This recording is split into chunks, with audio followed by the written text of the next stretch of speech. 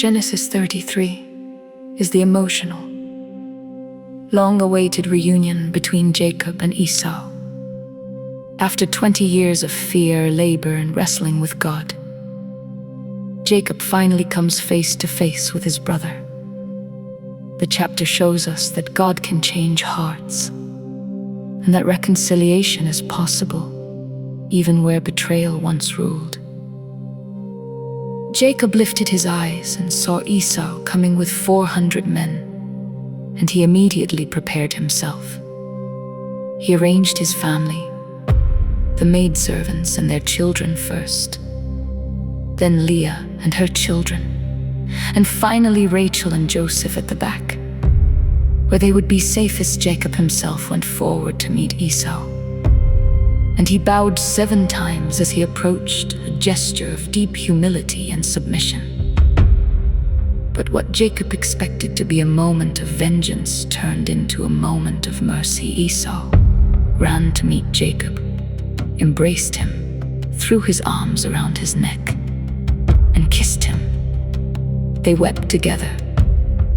That simple, tender scene shows that the anger Esau once carried has been softened by time, by God's work, and by a heart willing to forgive.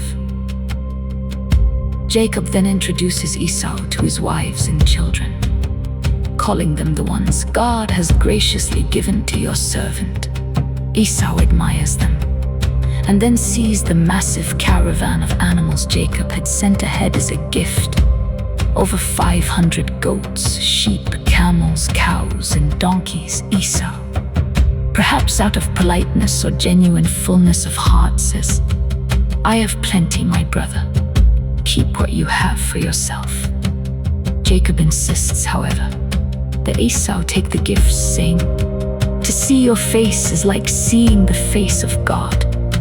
Now that you have received me favorably." That line captures the relief and worship that Jacob feels when he realizes God has turned Esau's heart. Esau then invites Jacob to travel with him, but Jacob, mindful of his flocks and tender children, says, "I will follow slowly at the pace of the animals and the children until I come to you in Seir."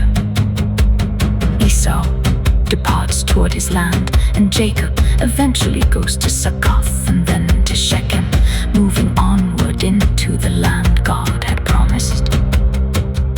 Several important truths emerge from Genesis 33.